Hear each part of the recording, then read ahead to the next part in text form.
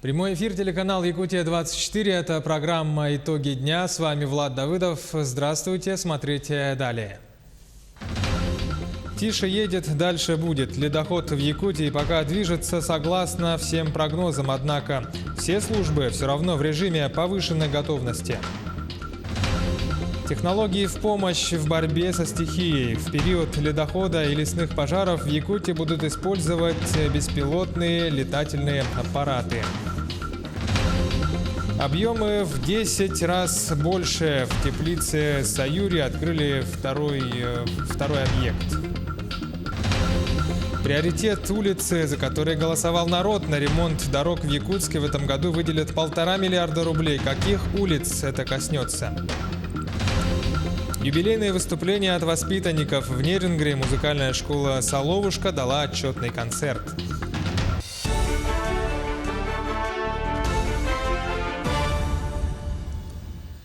В ближайшие 2 суток ожидается подтопление Зырянки и Верхнеколымска. В настоящее время там густой ледоход. Уровень воды достиг 659 сантиметров при критической отметке 770 сантиметров.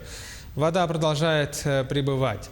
В зону подтопления Зырянки частично попадают улицы Проточная и Осямова, а в селе Верхнеколымск улицы Юбилейная и Набережная. Спасатели рекомендуют жителям в течение 2 суток воздержаться от посещения этой зоны, перед эвакуацией отключить воду, газ, электричество, погасить огонь в печи, перенести на верхние этажи домов ценные вещи, закрыть окна и двери. При получении сигнала о начале эвакуации взять с собой все документы в герметичной упаковке, ценные вещи и следовать на эвакопункты для отправки в безопасные районы. Сейчас там задействованы силы и средства МЧС, производится контроль за гидрологической обстановкой.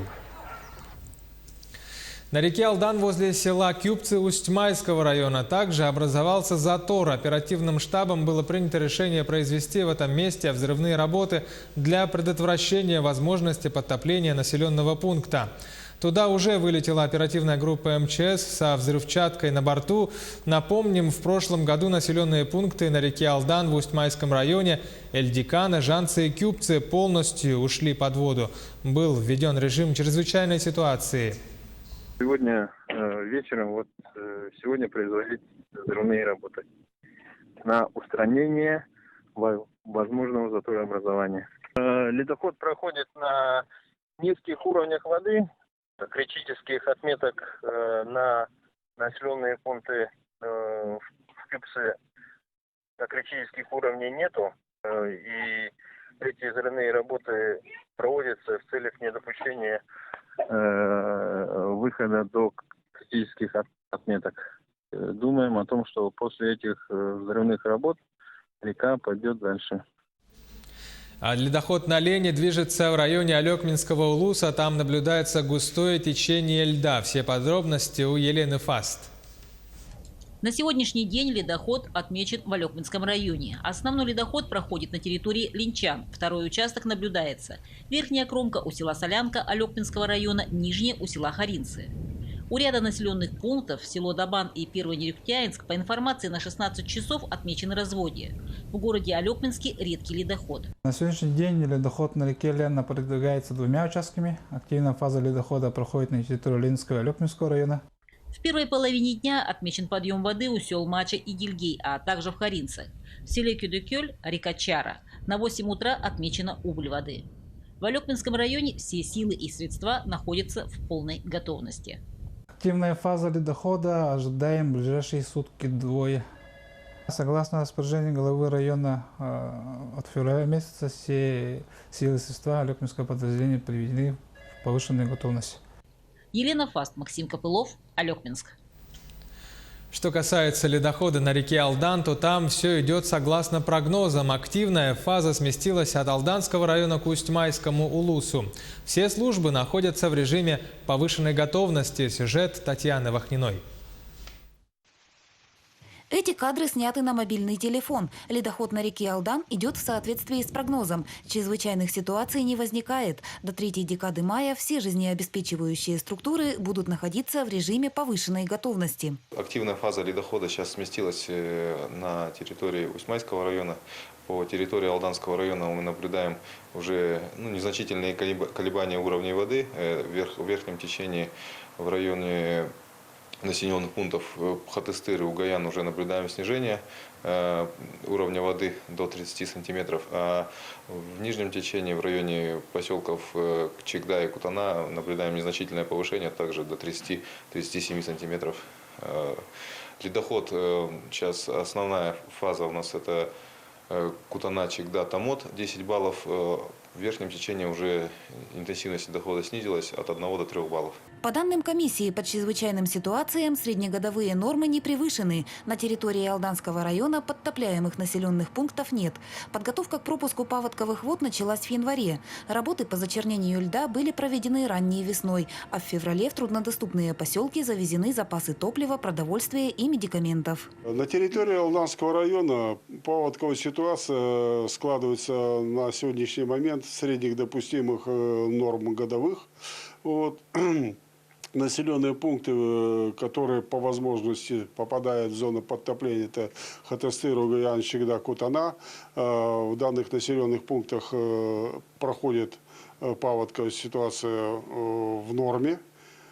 Чрезвычайной ситуации не наблюдается.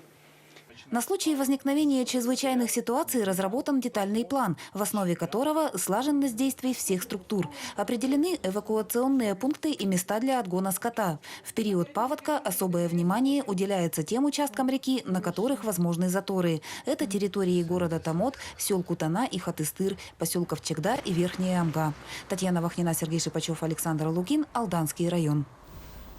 У Якутска ледоход ожидается по прогнозам 16-18 мая. В ближайшие сутки возможны подвижки. В целом ледоход проходит в штатном режиме. Превышений критических отметок не наблюдается. В республике работают 4 оперативные группы. Это на реках Лена, Алдан, Амга и Татта.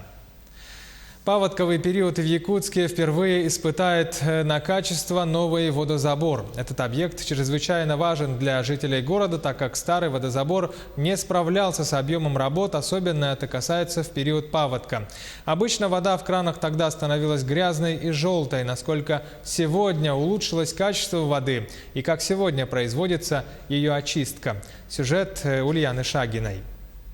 Иннокентий Колесов 15-й год трудится на водозаборной станции. Если раньше вся система очистки воды была примитивной и многое делалось вручную, то со строительством нового водозабора работы прибавилось, признается он. Работа стала высокотехнологичной. Весь процесс, начиная от подъема воды и до удаления грязных примесей, контролируется диспетчером на этих экранах. Очень такой сложный технологический процесс, довольно-таки связанный с большим количеством приборов измерительных, автоматикой. Новый водозабор был запущен в Якутске осенью прошлого года и включает в себя водоприемный ковш, насосную станцию первого подъема и станцию химической очистки воды. Полностью поменялась и система очистки воды. Для сравнения, на старом водозаборе, построенном еще в 1972 году, воду очищали обычной хлоркой. Не было и системы фильтрации. Сегодня это многоступенчатый механический и химический процесс. В воду добавляются специальные реагенты, которые очищают воду. После этого вторым этапом вода проходит через скорые фильтры. Она состоит из гидроантрацита, это обычный активированный уголь, и кварцевого песка. Проходя через них, вода уже на выходе полностью соответствует гигиеническим нормам, указанным в Санпине. Многие горожане уже привыкли, что с началом паводкового сезона из кранов начинает течь желтая грязная жижа. В этом году такого быть не должно, уверяют сотрудники водоканала. Уже сегодня отобранные пробы воды из реки Лены вселяют оптимизм. Как показывают анализы, мы на сегодня при том ухудшении, которое наблюдается в реке, подается чистая вода. Мы надеемся, что такая же работа, такая же вода и будет поступать в город. Мы сейчас находимся в лаборатории водоканала, где во время паводка каждые 2 часа берется забор воды из реки Лена. Далее она здесь проходит целую систему проверки на цветность и на мутность. В этом году впервые цветность воды составляет всего лишь 8 градусов при предельно допустимой концентрации в 20 градусов. В прошлом году в это время этот показатель достигал 80 градусов, а во время паводка и все 200. Заборы воды у нас каждые 2 часа идет. В связи с тем, что вот построены эти новые очистные сооружения, все-таки чувствуется, что идет очистка, что вода пока держимся, стараемся держаться. Как новый водозаборный и очистной комплексы справляются со своей работой, покажет этот паводок. Именно в этот период загрязнение воды в реке достигает максимума. Ульяна Шагина, Семен Семенов, Якутск.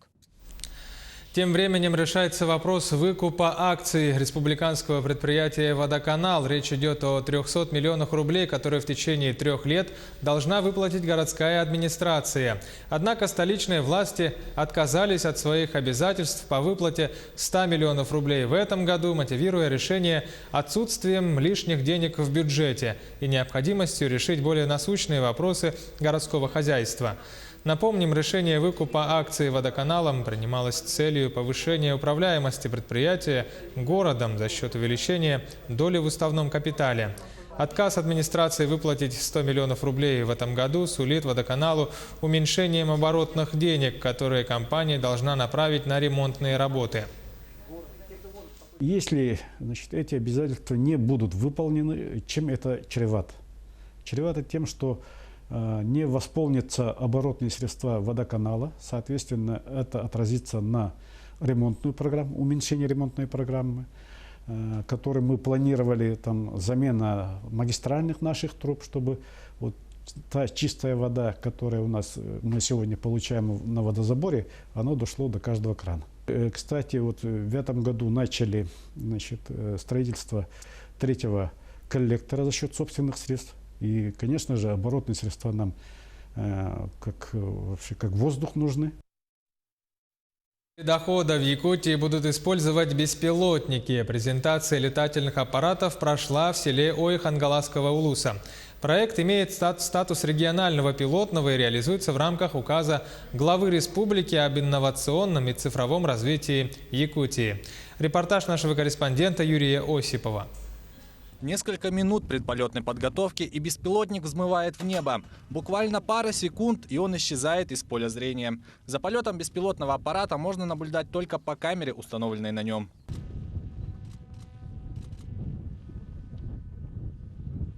Для управления беспилотным комплексом компания «Полярные авиалинии» направила на обучение в Ижевск 5 сотрудников. В их числе одна девушка. Анна наравне с мужчинами прошла курсы оператора в специальном авиационном центре подготовки внешних экипажей беспилотников. При управлении требуется как минимум 2 человека. Это техник и оператор. То есть техник, он собирает самолет, воздушное судно, а оператор уже непосредственно управляет аппаратом с наземной станции управления. На первом этапе работы с беспилотниками компания «Полярные авиалинии» приобрела 2 аппарата для полетов средней дальности. В комплекте идут технические компоненты и модули управления. Я когда облетал лесные пожары, воздушное судно пилотируемое не может зайти завесу дымовую, а беспилотник спокойно может отработать, посмотреть, как развивается лесной пожар, где кромка пожара, и люди могут уже принять оперативное решение. Особое значение для нас имеет это поиск и спасение людей. Мониторинг во время паводка, пожаров и поиск и спасение людей – это первый этап проекта. В дальнейшем планируется расширение диапазона использования беспилотников. На втором этапе мы планируем выйти уже на взаимодействие, работу с промышленными предприятиями. Это мониторинг линейных объектов.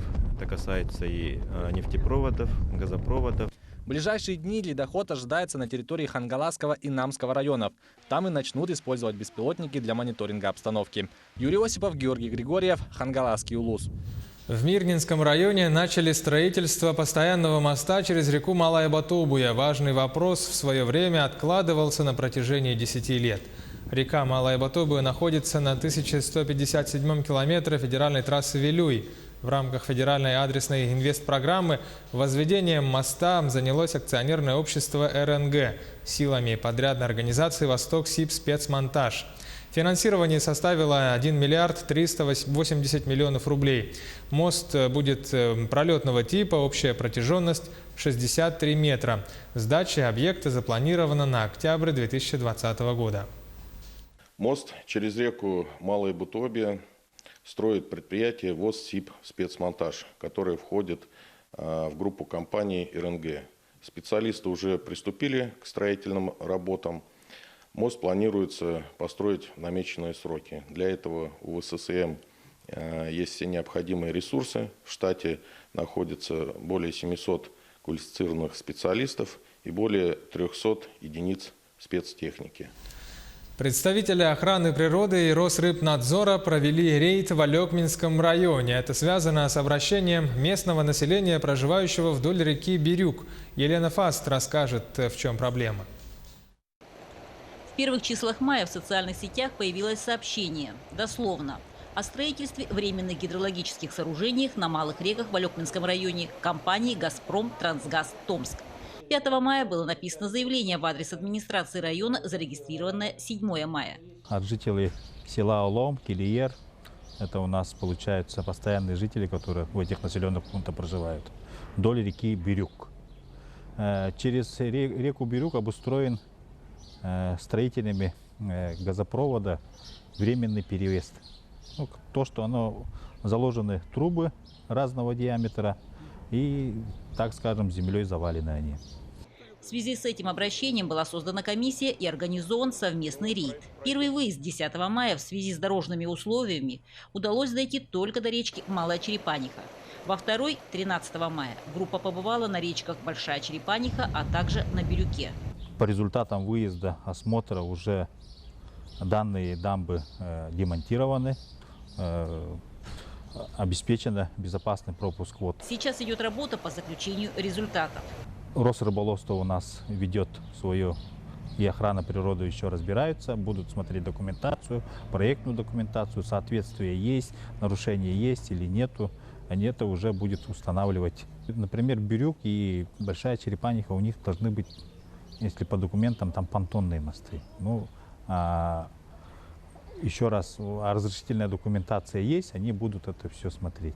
Со своей стороны представители промышленных организаций предоставили решение о предоставлении водных объектов в пользование, подписанное заместителем министра охраны природы республики. Представители «Газпрома», подрядной организации, предоставили нам решение о предоставлении водного объекта в пользование. В данном решении прописано о том, что решение было выдано на строительство газопровода и технологический проезд. Там же прописано о том, что должны быть проложены водопропускные трубы.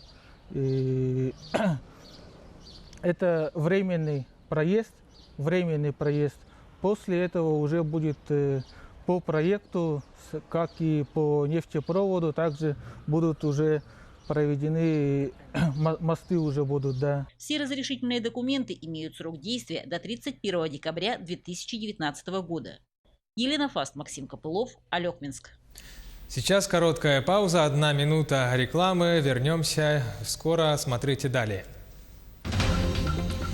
Приоритет улицы, за которые голосовал народ. На ремонт дорог в Якутске в этом году выделят 1,5 миллиарда. Каких улиц это коснется? Юбилейное выступление от воспитанников в Нерингре. Музыкальная школа «Соловушка» дала отчетный концерт. Объемы вырастут в 10 раз. Вторую очередь круглогодичного тепличного комплекса «Саюри» сегодня открыли в селе Сырдах. Итоги дня на Якутии-24 в прямом эфире. Продолжаем выпуск. 8 районов Якутии вошли в арктическую зону России. Ранее в ее территорию входили только 5 районов – Аллайховского, Анабарского, Булунского, Нижнеколымского и Устьянского. Но указом президента страны в арктическую зону добавились теперь еще 8. Абыйский, Верхнеколымский, Верхоянский, Жиганский, Момский, Оленёкский, Среднеколымский и Эвано-Бутантайский районы. Руководитель региона Айсен Николаев отметил, что теперь и в этих районах смогут действовать программы по развитию Арктики. Конечно же, имеет это огромное значение для тех людей, которые там живут, для наших проектов по развитию транспортной инфраструктуры, по развитию различных промышленных проектов. Уверен, что вот та политика, которую сейчас в нашей стране проводит Владимир Владимирович Путин, как раз, которая была недавно провозглашена в Санкт-Петербурге на Арктическом форуме о активном освоении Арктики, она сейчас для нашей республики приобретает еще большее значение. Мы понимаем, что в этих районах у нас живут в основном представители коренных малочисленных народов Севера и народов, традиционно проживавших на Севере, это и якуты, и русские. И, конечно же, мы, когда говорим о промышленном развитии, мы всегда говорим о сохранении коренной среды обитания этих народов. И уверен, что вот появление этого указа позволит нам решать и вопросы развития экономики, и вопросы социальные, и вопросы улучшения жизни в целом людей вот в Арктике, Якутии. 34 миллиарда рублей направят на проект «Безопасные и качественные автомобильные дороги в Якутии». До 2024 года планируют привести в нормативное состояние региональные дороги и уличные дорожные сети. В частности, в этом году планируют отремонтировать более 25 километров дорог в Якутске. На эти цели выделено порядка 1,5 миллиарда рублей. По итогам года ожидается достигнуть показателей доли городских дорог, соответствующих нормативным требованиям, до 37%. Конечно, приоритет ставим прежде всего улицы, которые у нас проголосовали наши горожане. И также смотрим карту убитых дорог ОНФ, ну и межремонтный срок, который мы должны также придерживаться согласно требованиям государственного стандарта. Это улица Хатынгюрях, улица Жардинского, которая является лидером рейтинга убитых дорог, Петра Алексеева, ну и улицы, которые примыкают к 202 и 203 кварталу, это Руна, Малона и Ларионова. В Задорожном округе отремонтируем улицу Красильникова. Вторую очередь круглогодичного тепличного комплекса «Саюри» сегодня открыли в селе Сырдах. В торжественной церемонии участвовали власти Якутии и делегация японской компании Hokkaido Corporation. Подобного тепличного комплекса на вечной мерзлоте нет нигде в мире. Напомним, что экспериментальная теплица площадью чуть более 1000 квадратных метров начала работу в 2016 году. Сегодня же открыли тепличный комплекс площадью более 10 тысяч квадратных метров. Теперь объем производства овощей и зелени вырастет в 10 раз. Здесь создаются новые рабочие места. Территория опережающего развития Кангаласы, на площадке которой реализована эта теплица, уже сейчас является местом для трудоустройства нескольких десятков человек, а со временем оно должно идти до сотни. И тем самым мы видим, как преображаются и прилавки наши, и рабочие места, и сама городская среда пригородов города Якутска, что не может не радовать. Будет введена и третья очередь площадью в 2 гектара. С выходом на полную производственную мощность предприятие планирует производить 2000 тонн сельхозпродукции в год.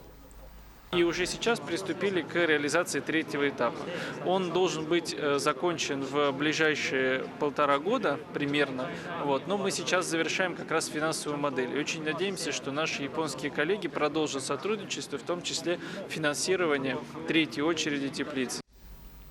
В Нерингре воспитанники музыкальной школы «Соловушка» провели отчетный юбилейный концерт, рассказывает наш корреспондент Татьяна Игнатьева. В этот вечер на сцену вышли все нынешние воспитанники «Соловушки». Они подарили собравшимся юбилейную программу с сольными инструментальными номерами, игрой оркестра и, конечно же, пением хора.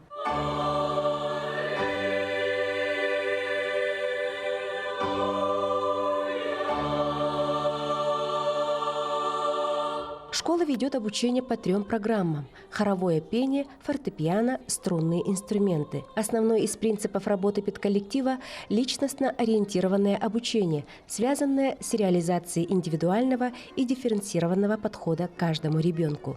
Для меня Соловушка – это место, где я могу быть собой и заниматься любимым делом. Соловушка – это увлекательный мир, в котором мы растем, набираемся опыта. Для меня Соловушка – это большая семья. Мы под кровом своих преподавателей деда Васи. Они очень добрые и веселые. В юбилейный вечер Соловушки зрители ждали приятные сюрпризы. Для участия в концерте специально приехали выпускники разных лет. Светлана Чехунова занимается академическим вокалом в колледже при Московском государственном институте музыки.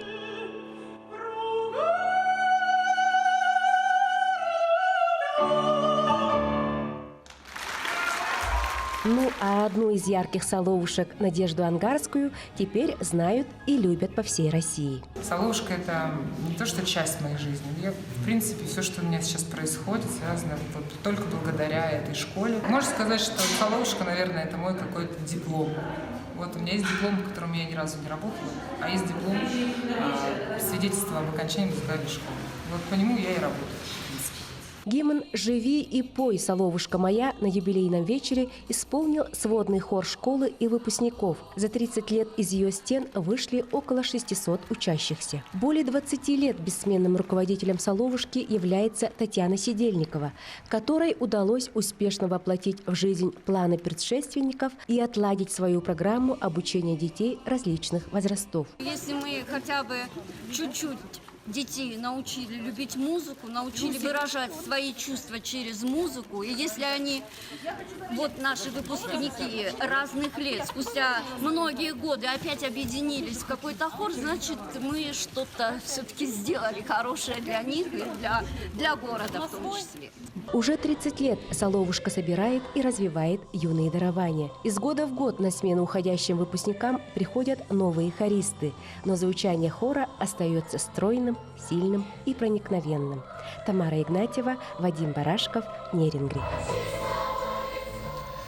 Таковы итоги дня сегодня. Оставайтесь на Якутии 24. Будьте всегда с нами и будьте в курсе.